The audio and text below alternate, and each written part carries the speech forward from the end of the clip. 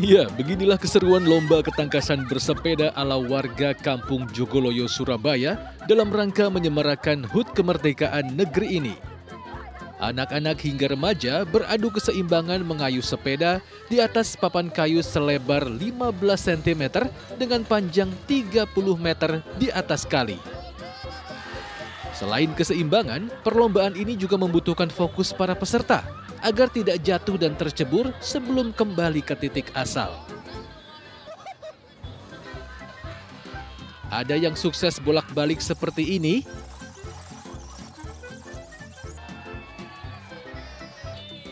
ada juga yang tiba-tiba hilang fokus kayak gini.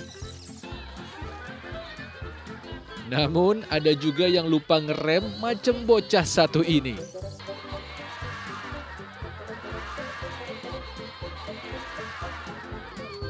Ya, menantang sekaligus menghibur tentunya. Buktinya emak-emak ini gak berhenti tertawa sejak awal lomba. Seru? Seru. Sulit nggak? Enggak. Nggak. Enggak. Ini papannya kan kecil tadi. Iya, kecil. Gimana cara menjaga keseimbangannya tadi? Ya, fokus aja. Fokus aja ya? Iya. Sebelumnya sudah pernah ikut lomba gini nggak? Enggak pernah. Baru ini kali ini.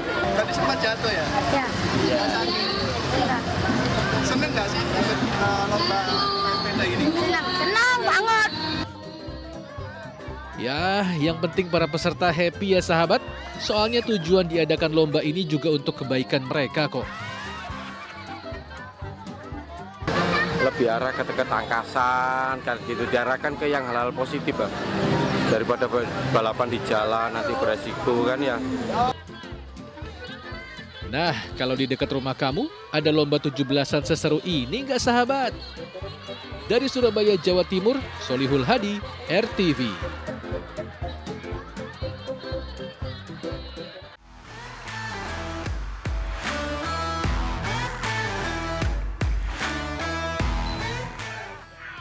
Iya, angkat lagi, guling lagi. Wah, melihatnya aja udah ngos-ngosan ya. Gimana bapak-bapak ini? Tapi rasa lelah itu sejenak mereka singkirkan demi bisa menikmati keseruan lomba guling ban. Kemeriahan ini untuk menyambut hari ulang tahun kemerdekaan ke-79 Republik Indonesia di Kabupaten Sinjai, Sulawesi Selatan. Eits, tapi lomba ini hanya boleh diikuti oleh para pria saja ya. Bukan karena diskriminasi gender, tapi karena untuk mengikuti lomba ini harus mempunyai otot kuat dan tenaga ekstra. Bahkan, para pria yang mengikuti lomba ini berasal dari sejumlah komunitas binaraga di Sinjai. Nih, lihat. Ban yang digulingkan segede gini loh. Ini ban loader dengan berat sekitar 80 kg. Setelah panitia menginstruksikan aba-aba, para peserta langsung mengadu kekuatan otot dengan mengguling-gulingkan ban sampai garis finish.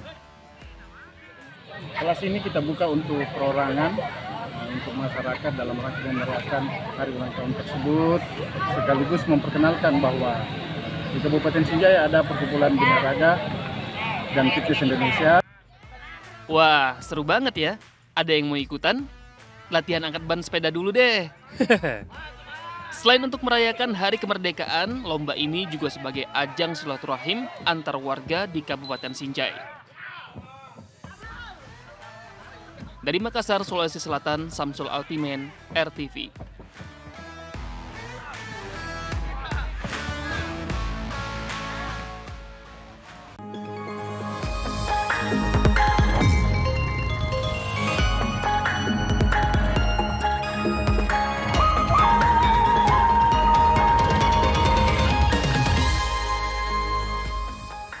Wah, seru ya. Di beberapa daerah sudah mulai menggelar lomba-lomba 17 Agustusan nih. Betul, ini seru banget ya. Dan juga sportivitas juga dilatih gitu kan. Terus juga fisik juga dari tadi dilatih banget tuh. Benar, dan tentunya harus tetap semangat ya. Betul. Seperti kita berdua yang siap menemani sahabat RTV untuk memulai hari ini dengan sejumlah berita. Dan kita juga sudah siapkan ya informasi yang menarik tentunya untuk sahabat RTV di rumah.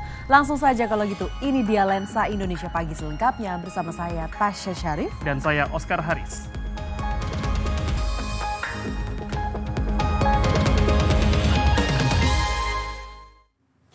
Menjelang perayaan HUT kemerdekaan ke-79 Republik Indonesia, ketersediaan air bersih yang semula menjadi masalah di Ibu Kota Nusantara secara bertahap mulai teratasi. Ya, bendungan Intex Paku yang berkapasitas produksi 3.000 liter per detik kini sudah mulai beroperasi dan airnya juga dapat langsung diminum.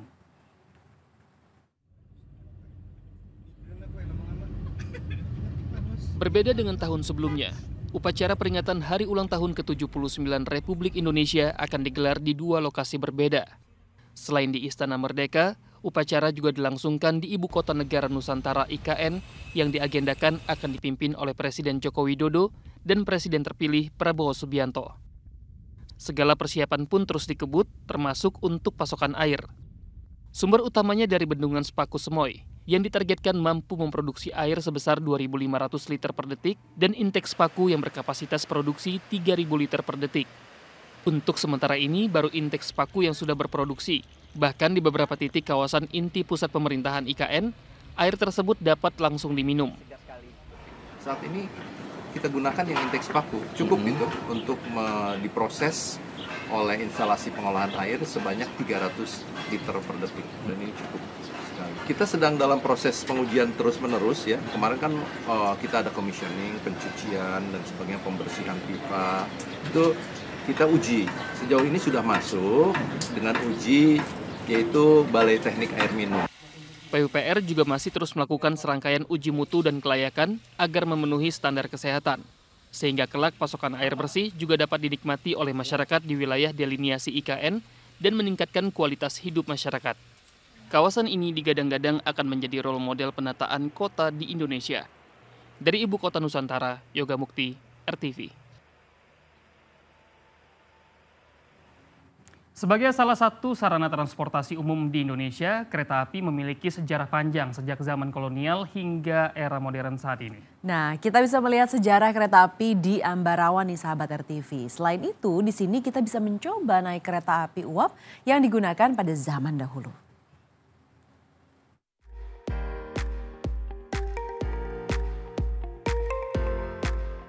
Uap putih membumbung tinggi dari lokomotif uap yang berjalan pelan.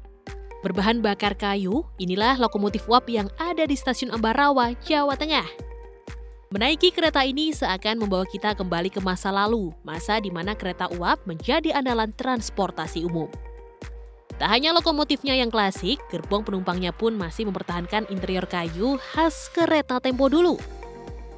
Selain naik kereta uap mengelilingi Rawapening, kita juga bisa melihat keindahan arsitektur khas Eropa di Stasiun Ambarawa ini. Stasiun yang dibangun pada tahun 1873 ini berhenti beroperasi pada tahun 79 dan dialihfungsikan sebagai museum dan destinasi wisata sejarah. Ada berbagai peninggalan sejarah yang masih terjaga di sini, mulai dari lokomotif gerbong hingga perlengkapan stasiun lainnya. Tarif masuknya cukup terjangkau ya sahabat, mulai dari Rp10 hingga Rp30.000. Tapi kalau ingin naik keretanya, kita harus membayar tarif Rp100.000 per orang. Sayangnya belum ada rute kereta wisata yang menghubungkan stasiun wisata Ambarawa dengan stasiun Semarang. Jadinya hanya bisa ditempuh dengan kendaraan roda 4 atau roda 2. Kedepannya ada rencana untuk mengaktifkan kembali jalur Semarang-Ambarawa untuk memudahkan akses pengunjung. Kemungkinan karena ini nanti jadikan one stop, istilahnya one stop tourism gitu ya. Itu bisa jadi nanti cukup orang Jakarta itu naik kereta ke stasiun Tawang atau ke Poncol. Kemudian dari Poncol sudah dijemput kereta vintage sampai ke sini. Itu bisa karena sampai sekarang tinggal nyambung jalur antara Tuntang dengan Kedung Jati. Tak hanya berkutat di romantisme sejarah, PT Kereta Api juga berusaha meningkatkan kualitas dan pelayanan, termasuk mendukung transportasi umum yang ramah lingkungan dan modern di Ibu Kota Negara, Nusantara. Kita sebagai operator bisa saja ditugaskan atau memang kita mensupport gitu. Dalam hal ini, dalam perencanaan pun kita pasti banyak diskusi dengan pemerintah ya terkait dengan implementasi ini. Tapi so far pada saat ini kan masih dalam pembangunan fisik ya untuk gedung dan yang lainnya, tetapi untuk pembicaraannya kita tetap aktif. Dari Ambarawa hingga Nusantara, dari sejarah awal kereta api hingga rencana pengembangan di masa depan, kereta api sebagai transportasi massal diharapkan dapat konsisten memberi pelayanan dan fasilitas terbaik bagi masyarakat. Dari Semarang, Jawa Tengah, Arista Damelia, Yasir Alam, RTV.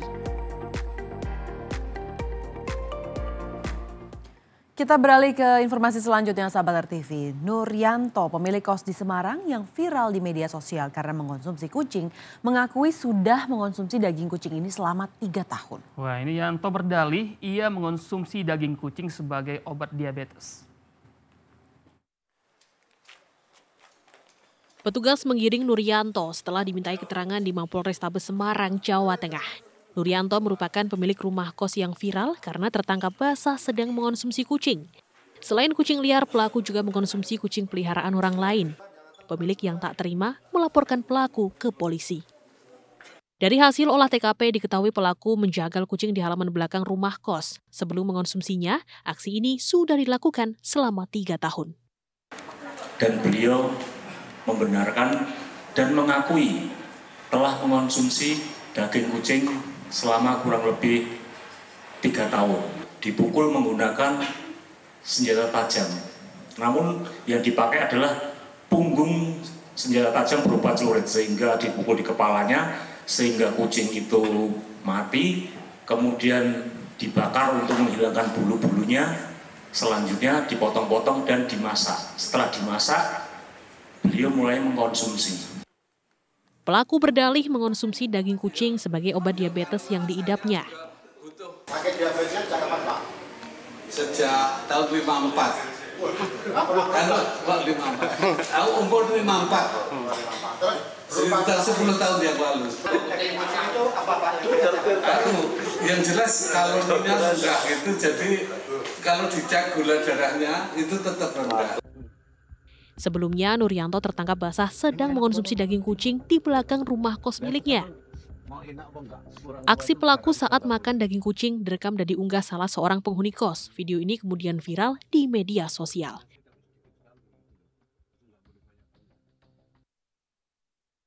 Konsumsi daging kucing tidak bisa menyembuhkan diabetes. Justru jika mengonsumsi daging kucing, manusia bisa terpapar penyakit berbahaya yang ditularkan dari kucing seperti toksoplasma, brucellosis, botulisme, penyakit zoonosis, hingga rabies. Untuk mempertanggungjawabkan perbuatannya, pelaku dijerat Undang-Undang tentang Peternakan dan Kesehatan Hewan dan terancam hukuman maksimal 2 tahun penjara. Dari Semarang, Jawa Tengah, Ajipa Salukadinata, RTV. Kita beralih ke informasi lainnya, sahabat. Menjawab tantangan Ibtu Rudiana 30 Juli lalu, mantan terpidana kasus pembunuhan Eki dan Vina Sakatatal Jumat sore menjalani ritual sumpah pocong di Padepokan Agung Amparan Jati, Kabupaten Cirebon, Jawa Barat. Namun Ibtu Rudiana tidak hadir dalam ritual sumpah pocong Sakatatal tersebut.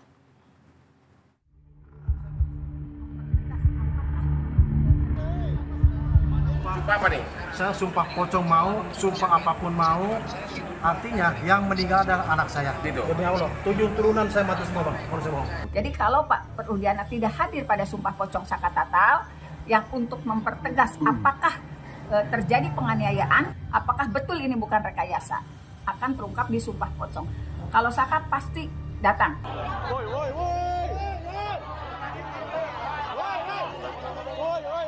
Jangan dorong, woi.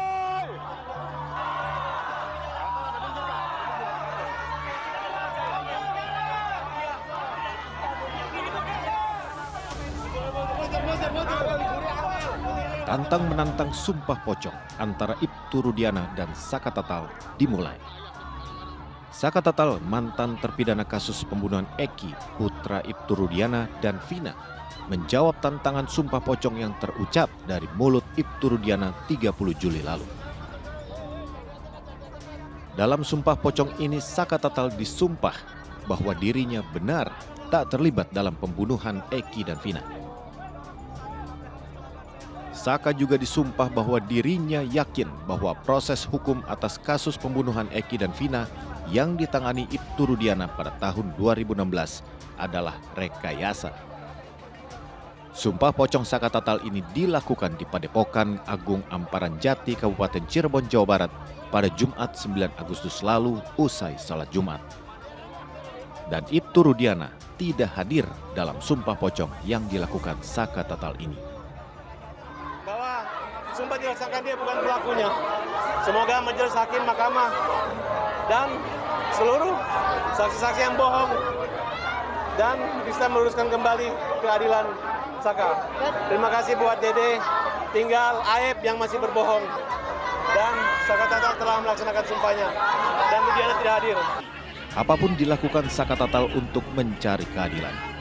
Pengambilan sumpah atas nama hukum sudah dijalaninya dan menunggu keputusan Hakim Agung setelah sidang peninjauan kembali di Mahkamah Agung selesai 1 Agustus lalu.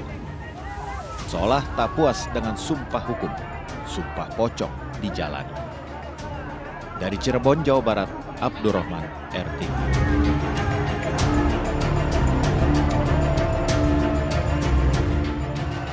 Indonesia Pagi kali ini, saya Oscar Haris. Dan juga saya Tasya Syarif. Terima kasih sahabat RTV atas perhatian kamu. Selamat pagi dan sampai jumpa.